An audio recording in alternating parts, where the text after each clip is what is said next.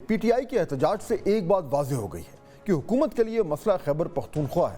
پنجاب، سندھ اور بلوچستان میں تحریک انصاف کے ووٹر تو موجود ہیں، لیکن گزشتہ چند ماہ میں میسو کریک ڈاؤن کے بعد اب وہ احتجاج کرنے شاید نہیں نکلتے۔ پولیس ایف آئی آر درج کر لیتی ہے۔ شہریوں کے لیے یہ ممکن نہیں کہ گھر باہر بھی چلائیں اور تھانہ کچہری کو بھی دیکھیں۔ اس لیے 3 صوبوں سے پی ٹی آئی کی سپورٹ ہونے کے باوجود بھی کارکن احتجاج کے لیے نہیں نکل رہے۔ ان 3 صوبوں کے برعکس خیبر پختونخوا میں حالات مختلف ہیں۔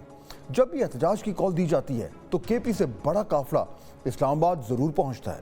میری نظر میں اس کی 3 وجوہات ہیں۔ نمبر 1، خیبر پختونخوا میں تحریک انصاف کی حکومت ہے، اپنا سی ایم ہے، اسمبلی میں اکثریت موجود ہے، ایم پی ایز اپنے اپنے حلقوں سے بندے نکالنے میں کامیاب ہو جاتے ہیں۔ وہاں پولیس کا کریک ڈاؤن بھی نہیں ہے اور سرکاری مشینری بھی جو ہے وہ مہار حوالے سے جو ہے نکالی جا سکتی ہے، استعمال کی جا سکتی ہے۔ یہی حکومت کی نظر میں ایک بڑا مسئلہ ہے، کیونکہ اب تک پی ٹی آئی کی احتجاجی اسٹریٹجی کو دیکھیے تو حکومت نے اسے بخوبی کیٹر کیا ہے۔ 3 صوبوں سے لوگ نہیں نکلنے دیے، لیکن کے پی میں پی ٹی آئی کی حمایت حکومت کے دل میں کانٹے کی طرح چبھ رہی ہے۔ خصوصاً 24 نومبر کی کال کے بعد تو حکومت کی نظر سے دیکھیں تو انہیں خیبر پختونخوا کا کوئی حل نکالنا ہوگا۔ نمبر 2، کے پی میں تحریک انصاف کا ووٹر متحرک ہے۔ جوان ووٹرز احتجاج میں بھی بھرپور شرکت کر رہے ہیں۔ جب بھی کوئی ریلی یا ریلا اسلام آباد لانا ہو تو کے پی کے سے لوگ احتجاج میں شریک ہونے پر رضامند ہو جاتے ہیں۔ جیسے میں نے پہلے کہا کہ وہاں کریک ڈاؤن کا بھی مسئلہ کوئی نہیں ہے۔ نمبر 3، ممبر قومی اور صوبائی اسمبلی آسانی سے حلقے کی عوام کو احتجاج میں شریک ہونے کے لیے رضامند کر لیتے ہیں۔ بس انتظام کرنا ہوتا ہے کہ گاڑیوں اور بسوں کا۔ ووٹر سپورٹر تو احتجاج کے لیے تیار ہیں۔ ایسی صورتحال میں حکومت کے سامنے بھی 3 آپشنز ہیں۔ نمبر 1، تحریک انصاف پر بطور جماعت پابندی لگا دی جائے اور پارٹی کارکنان اور رہنماؤں کی نقل و حرکت کو محدود کیا جائے تاکہ احتجاجی حکمت عملی سے نمٹا جا سکے۔ نمبر 2، تحریک انصاف کو بطور جماعت اعتماد میں لیا جائے، ان کی ڈیمانڈ جو ہے اس کو مان لیا جائے تاکہ وہ احتجاج نہ کریں۔ اس آپشن کے چانسز ناظرین نہ ہونے کے برابر ہیں، کیونکہ حکومت احتجاج کی ناکامی کے بعد اب لگتا یوں ہے کہ مضبوط پوزیشن میں ہے۔ وہ جو پاکستان تحریک انصاف کے مطالبات ہیں ان کو کیوں لفٹ کرائیں۔ نمبر 3، خیبر پختونخوا میں گورنر راج لگا دیا جائے تاکہ پی ٹی آئی کے پاس کسی بھی صوبے میں حکومت نہ رہے اور سرکاری وسائل استعمال نہ ہوں۔ یوں احتجاجی حکمت عملی سے نمٹا جا سکتا ہے۔ ناظرین، لگتا ہے کہ حکومت نے اس تیسری آپشن پر کام شروع کر دیا ہے۔ خبر ہے کہ وفاقی حکومت خیبر پختونخوا میں گورنر راج نافذ کرنے پر غور کر رہی ہے۔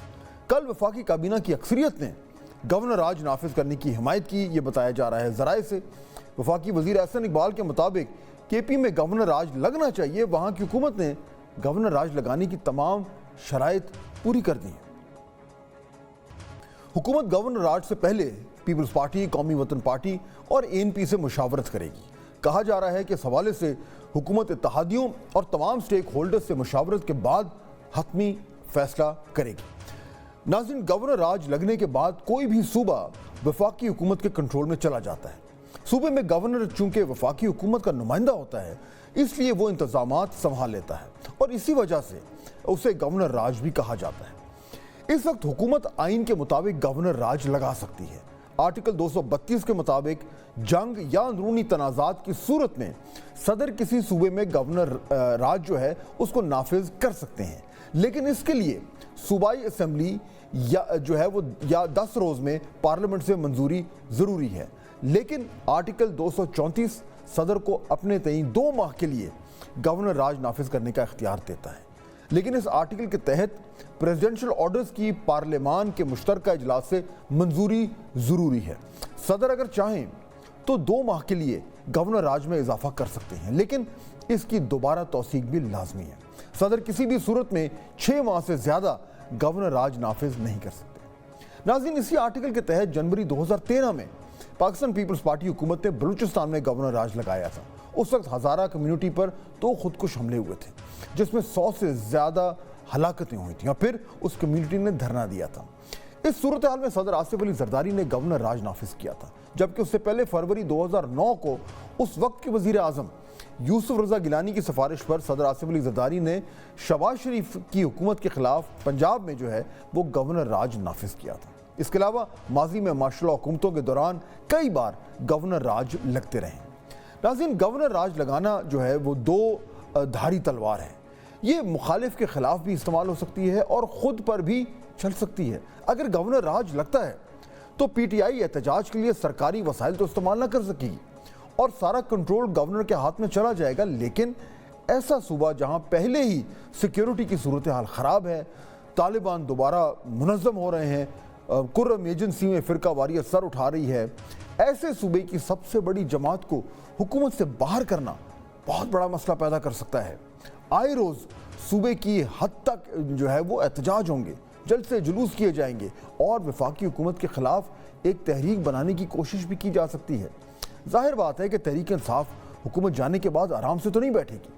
ایسے میں گورنر راج لگانا حکومت کے لیے ایک بڑا اور بہت سوچ سمجھ کر کیے جانے والا فیصلہ ہے۔